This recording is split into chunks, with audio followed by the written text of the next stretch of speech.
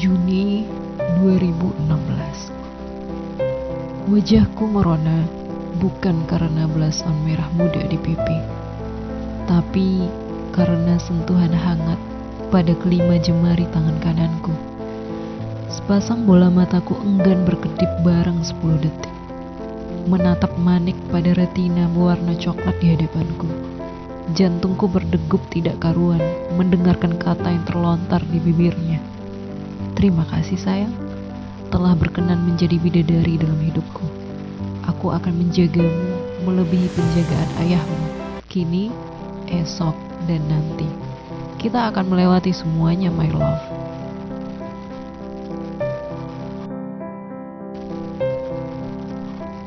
Hari ini kisahnya berbeda. Reina. Aku terdiam mendengar suara itu dan memilih untuk diam menatap buku diari bersampul oranye di hadapanku. Reina, kamu tuli ya? Aku masih diam. Kamu ngapain saja di rumah? Tidak ada makanan, pakaian kotor bergelantungan di kamar mandi, dapur berantakan, piring kotor semalam masih belum dicuci. Kamu memang istri yang tidak tahu diri. Dirinya mencengkram lenganku dengan kasar dan menarikku ke hadapannya. Tangannya meleset di pipiku. Darah segar mengalir di sudut bibir. Aku menatapnya dengan tajam, berupaya mencari manik yang kurindu. Hei, kamu itu seorang istri. Kamu harus melayani suami. Kepalan tangannya hendak kembali mendarat di wajahku. Tapi kali ini dengan sigap aku mencegahnya. Manik itu tidak ada lagi. Bapak John Kusuma Wijaya yang terhormat, apa Anda lupa? Kemarin Anda berujar, Anda bisa melakukan semuanya sendiri. Andalah yang bekerja keras, sedang saya tidak. Sekarang silahkan Anda lakukan semuanya sendiri. Asal Anda tahu, pakaian yang bergelantungan di kamar mandi itu adalah pakaian Anda. Piring kotor di dapur adalah piring kotor Anda semalam. Dan kemarin Anda juga bilang saya istri yang tidak becus memasak. Sekarang silahkan, masak makanan Anda sendiri. Datangkan chef bintang 5 yang bisa memasak makanan Italia yang Anda suka.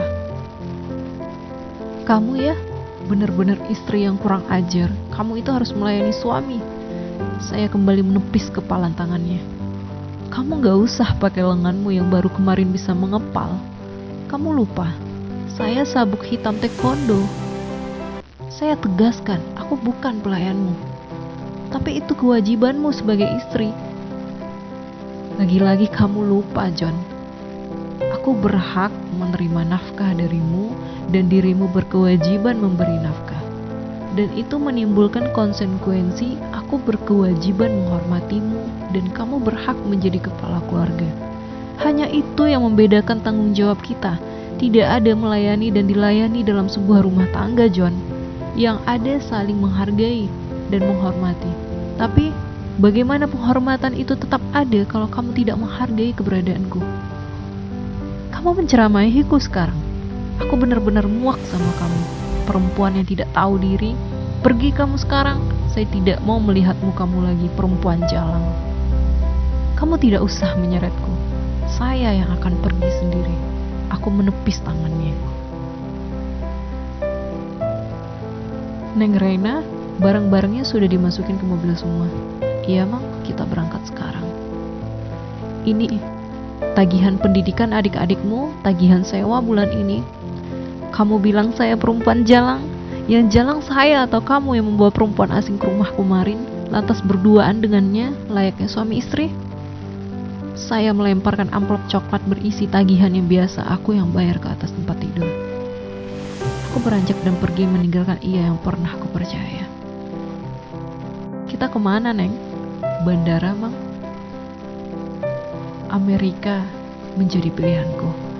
Sebuah tempat yang pernah jadi saksi pertemuan saya dan dirinya. Tapi tidak ada pilihan. Aku harus kembali ke tempat aku memulai karirku dulunya. Walaupun aku harus kembali memulainya dari nol. Tapi saya yakin terkadang tempat yang paling kita takuti adalah tempat persembunyian paling aman.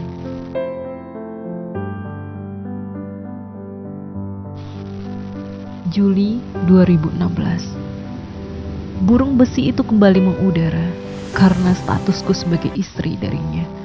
Aku akan meninggalkan kemerlap Eropa dan ikut bersamanya ke Jakarta. Karena bagiku ia adalah pria timur penuh talenta yang teramat kucinta dan lebih berarti dari semuanya. Goodbye Manhattan, welcome to Jakarta. Kuhapus air mata dan kubuang buku diari bersampul oranye itu ke tong sampah di bandara. Kali ini rasanya mau muntah membaca kalimat-kalimat yang pernah kutulis sendiri dan aku harus benar-benar menghapus semuanya. Reina, setelah beberapa bulan berlalu panggilan itu, aku diam di balik mejaku, diam dengan memainkan ballpoint di tanganku. Rey, aku mau minta maaf. Aku masih diam, menahan sesak yang tertahan. Rey, jangan mendekat John. Maafkan aku Reina. Pergi John, apa perlu saya panggil security? Reina, please, aku mau berbicara denganmu. Tidak ada yang perlu dibicarakan lagi. Kalau kamu tidak mau pergi, saya yang akan pergi. Aku mengemasi barang-barangku dan menenteng tas dan mengenakan kacamata. Jangan sentuh aku John. Kamu tidak boleh pergi sebelum kamu bicara denganku. Ia berdiri di depan pintu dan menatap tajam ke arahku. Apa maumu John? Aku mau minta maaf Ray. Ini bukan lelucon John. Ini bukan cerita fiksi. Ini bukan sinetron. Aku tahu Ray. Dan aku mengaku salah.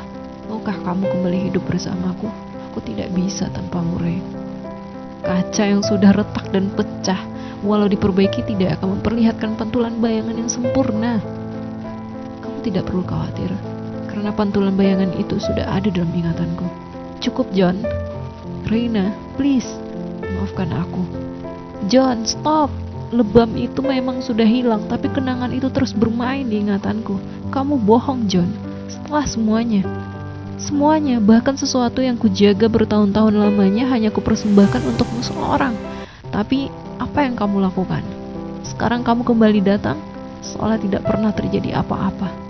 Ray, please, come on. I'm sorry. Lepaskan John. No, kali ini aku tidak mau melepaskanmu. Aku masih banyak urusan John. Reina, harusnya aku yang marah sama kamu. Tatapan tajamku disergap oleh sepasang bola mata di bawah alis tebal milik John. Dia melanjutkan ucapannya. Memang, tidak ada namanya melayani dan dilayani dalam rumah tangga. Yang ada hanyalah harga dan menghargai, hormat menghormati. Tapi, kamu tidak pernah tulus melakukannya untukku, Ray. Senyum yang hilang dari bibirmu setiap lakukan itu. Kamu seperti patung bagiku, Ray. Aku terduduk di sofa ruang kerjaku. Yang dibilang John benar. Aku kira kamu nyaman dengan duniaku, Ray. Tapi ternyata tidak. Dan aku minta maaf untuk itu. Ray, ini hadiah untukmu. Aku kembalikan duniamu yang pernah kuambil. Di sana sudah ada jadwal latihan bela diri, fitness, jadwal latihan bersama mentoring kamu, baik itu latihan vokal, menulis, maupun latihan menari. Juga surat kontrak bersama chef di rumahmu. Aku ingin melihat senyummu lagi, Ray. Satu lagi perempuan yang bersamaku waktu itu adalah saudara jauh perempuanku. Aku hanya ingin tahu apakah kamu cemburu apa tidak. Kamu meragukanku? Aku hanya ingin meyakinkan sekali lagi, Ray. Dan aku meminta maaf untuk itu. Maukah kamu memaafkanku, Ray? Sekarang kamu pergi, John. Baik, Ray. Aku sudah bilang semuanya sama kamu. Aku minta maaf, Ray. Dan aku sangat mencintai kamu. Terima kasih. Selamat siang. Aku terdiam penuh tanya dan duga. Apa maksudnya ia mengembalikan dunia? Kurai hemap coklat di hadapanku dan mengeluarkan isinya. Ternyata benar. Di sana sudah ada schedule seperti yang dulu pernah kutulis sebelum menikah dengannya. Juga ada sebuah buku catatan bersampul hitam. Hari ini aku sangat berbahagia sekali. Aku berkesempatan untuk menjadi pendamping dari perempuan timur yang luar biasa. Banyak lelaki yang menginginkannya, tapi Tuhan menganugerahkan dia untukku. Aku Aku sangat bersyukur bisa menghalalkannya, dipercaya sebagai pendamping perjalanannya meraih mimpinya. Aku berjanji akan menjaganya melebihi penjagaan ayahnya. I love you so much, Reina Safira. Ku balik lembar demi lembar itu dengan cepat, hingga sampai pada tulisan tangan yang terbilang tidak rapi dari seorang jurnalis seperti John. Reina, aku merindukan senyumanmu. Apakah duniaku terlalu asing untukmu, sehingga kamu membiarkan masakanmu tidak ada garam? Apa karena kamu merindukan skema diet sehatmu? Piano di rumahku hanya tinggal pajangan, berdebu tak tersentuh. Gitar pun senarnya sudah berkarat karena sudah lama tidak digunakan. Apakah duniaku terlalu bising untukmu, Re, sehingga kamu enggan mencipta melodi indah itu lagi? Siang ini ketika ku gami tanganmu, benar-benar lemah tidak berdaya. Aku memukulmu untuk memastikanmu benar perempuan yang kukenal, dan malangnya perempuanku tidak melawan sedikit pun. Aku pun membuatnya terluka, sesuatu hal yang tidak pernah kuinginkan. Bahkan ketika ku coba pastikan sekali lagi, aku berhasil. Atlet taekwondo kebanggaan tanah airku kembali, tapi harus kubayar dengan kepergiannya. Aku tahu perempuanku kembali ke tempat masa jayanya, Amerika. Aku bahagia melihatnya kembali tersenyum. Aku ingin meminta maaf kepadanya, telah memaksanya masuk ke dalam duniaku. Tuhan, jika masih ada satu kesempatan lagi untukku, aku masih ingin bersamanya. Dan aku tidak akan memaksa dia untuk masuk ke duniaku, tapi aku yang akan tinggal di dunianya. Maafkan aku, Re. Duniaku hilang, John. Kamu membawa aku ke duniamu, dan kamu sibuk di dalamnya dan lupa bahwa ada aku. Tapi harusnya aku yang meminta maaf karena telah membuat hidupmu sendiri jadi asing karena aku. Kuraih telepon genggamku dan kuputar nomor tujuanku. I'm sorry, John. Aku tidak bermaksud membuat harimu asing karenaku. Hanya saja aku merindukan hidupku. Kamu tidak pernah salah, Re. Kamu jangan menangis. Cukup kemarin air mata itu kulihat tampak di pipimu. John, maafkan aku. Tut, tut, tut. Telepon terputus. Ku tatap dengan linangan air mata buku bersampul hitam di hadapanku dengan menangkupkan tangan di wajah. Reina, don't cry. John, I'm sorry. Lelaki bertubuh jakung itu tiba-tiba datang dan menyandarkanku di bahunya. Dengan nafas tersengal ia mencoba menenangkanku. Dengan pelupuk mata yang basah ku tatap sepasang bola mata di bawah alis tebal itu. Manik yang kurindu, kusentuh pelipisnya. Aku sayang kamu, John. Maaf, aku tidak bisa meninggalkan dunia musik dan olahragaku lantas menetap di rumah. Aku tidak pernah menyuruhmu meninggalkannya. Justru aku sedih kamu meninggalkannya, Ray. Jangan suruh aku pergi lagi, John. Tetaplah jadi dirimu, Ray. Jangan jadi sesuatu yang tidak kamu inginkan. Karena aku sayang kamu, Ray. Karena pernikahan harusnya membuat kamu semangat meraih mimpi dan cita-cita, bukan sebaliknya. Atau bahkan mengubur talenta yang kamu miliki. Sebab kamu tidak sendiri lagi. Aku siap untuk bantu kamu, Re. Selalu support kamu. Supporter yang berdiri paling depan menang atau kalahnya dirimu. Kamu selalu jadi pemenang di hatiku, Re. Dan kita tidak perlu menetap di mana-mana. Kalau ada perlu ke Indonesia, kita terbang ke Indonesia. Kalau ada perlu di sini, kita di sini. Love you, John.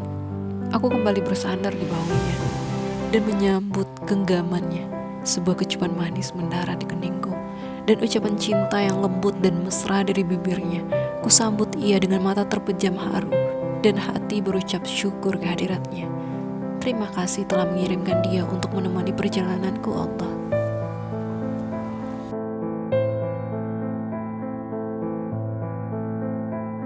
Cerpen ini ditulis di Pondok Cabe Ilir, Tangerang Selatan, Banten, 19 Januari 2018.